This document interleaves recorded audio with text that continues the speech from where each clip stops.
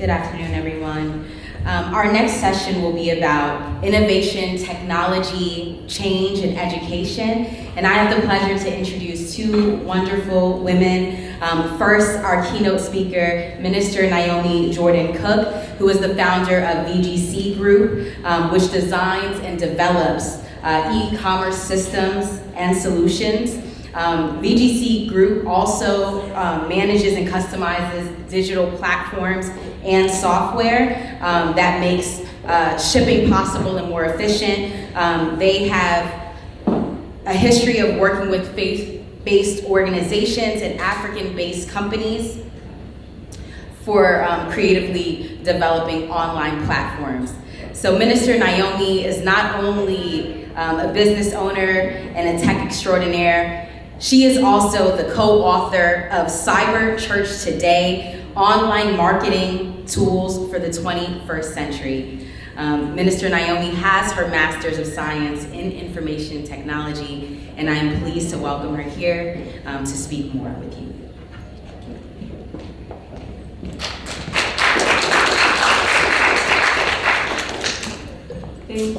Thank you, Sister Siobhan. And I also want to let everyone know I am a minister in the Lord's Church at Zoe Ministries under the leadership of Dr. E. Bernard Jordan and Pastor Deborah Jordan, which I'm proud to say that those are not only my spiritual parents, but my biological parents as well as I serve as a fellow in the Black Churches of Digital Equity, which we sign up people for ACP, giving people access to affordable connectivity program, giving them access to where they can have proper broadband internet service in their home, as well as devices that they can also receive at an affordable rate. Also, I also serve on the Pan-African Women of Faith and the Ecumenical Empowerment Network, where I'm the co-convener of the work group Rewriting the Narrative, and really looking on how to use technology to rewrite the narrative and tell our stories as women of faith. And then also, I'm also part of want to shout out with my Spirit brand, which is a patent technology filtration, a tequila rum, that because of technology, it is now able to ship nationwide, and that is the power of technology, as well as serving on the women and girls descendant of enslaved African American and the Caribbean with Sister Patricia Bradley, Apostle Only Love, and Sister Siobhan Marshall Wells, which they are powerful women. So let's get into the topic today. So the data when it comes to women, which is so alarming, women makes up 26% in the technology workforce, according to the National Center for Women and Information Technology. The pay gap for women is 20% less than male counterparts. Women are less likely to be promoted in managerial and executive positions in technology companies. The funding for women-led startup receives only 3% of venture capital. The retention rate for women in technology are likely to leave. What is so disgusting and disturbing, and it's a disgrace when it comes to the Black women data, when it comes to technology. We only represent only 3% in that field. Women in that technology earn 21% less than white males counterpart, and 34% less than the white female counterparts. Black women are less likely to be promoted in managerial and executive positions in all technology companies. Black women-led startups receive less than 1% venture capital. And then Black women are more likely to lead technology jobs other than any groups. So this is something that we have to start to change. So how Black women and girls can become more innovative and technologically? We need to have access to digital tools and technology that can help learn, innovate, and connect with others. This includes reliable internet. This also includes devices, computers, smartphones, softwares, mobile applications applications that support learning and collaboration. We need to also have our role models and our mentors being able to mentor those that are in or want the technology experience for the digital landscape. This is also including entrepreneurship as well.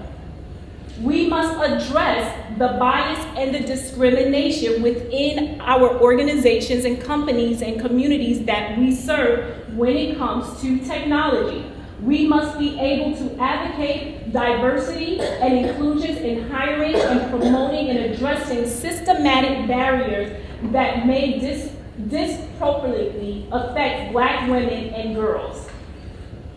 Education and skills, okay? And we're gonna have a sister that's gonna come up and talk about with STEM education. STEM education is so important to support digital literacy. I was just having a conversation when it comes to the STEM education, it is so gender biased. I have a 4-year-old son that when we take him to the different STEM programs, they have him building cars and doing boat rides and doing the different propellers and being able to really connect and understand, but still, I do not see our little girls in those programs.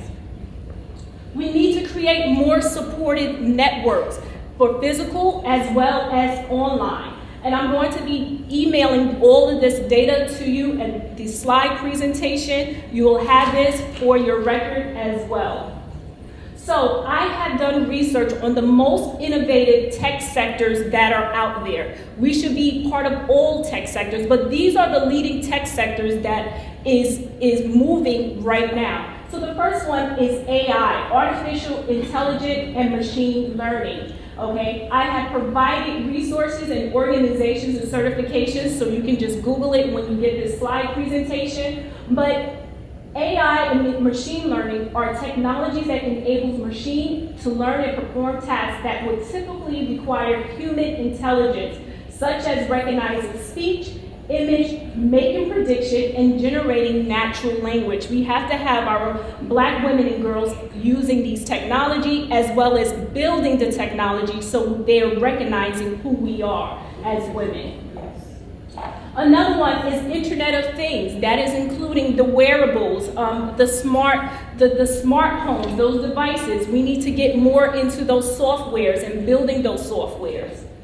And the leading thing is that you can join the Open Connectivity Foundation as well as the Industrial Internet Consortium, and you can also get some good resources there as well as a certification. Another one is blockchain. Blockchain is secure. This is basically the back end of what helps support Bitcoin. Okay, cryptocurrency is being huge. We're seeing what's happening in our bank market. So we have to start promoting financial technology, fintech, within our community. I'm so happy to say with my church at Zoe Ministries, we are practicing where we are using technology and software that we built, the Teruma app. And it tells you the different ways of how you need to calculate, how you need to give to the needy and poor, what belongs to the church, and so on.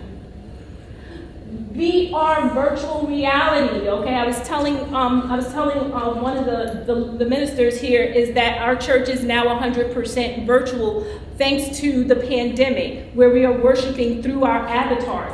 This is something that we need to start to educate and get more in. This is with the VR glasses, okay? This is the setting up your avatars and learning how that technology can work. And then we have the 5G networks, working with our mobile and telecommunication companies. These are different things that our women can start to look into to get Cisco certified in. And then cybersecurity. I have 2 adult children that are now in college. One is about to graduate and with a degree in business, and she's looking at programs to become a data scientist. And my son is he's in his first year studying cybersecurity. So we have to continue to keep these conversations living in our communities, living in our home about the importance of technology. And I want to say thank you all. You can download these resources. The links are right there, as well as this will be emailed to you if you have registered. Thank you.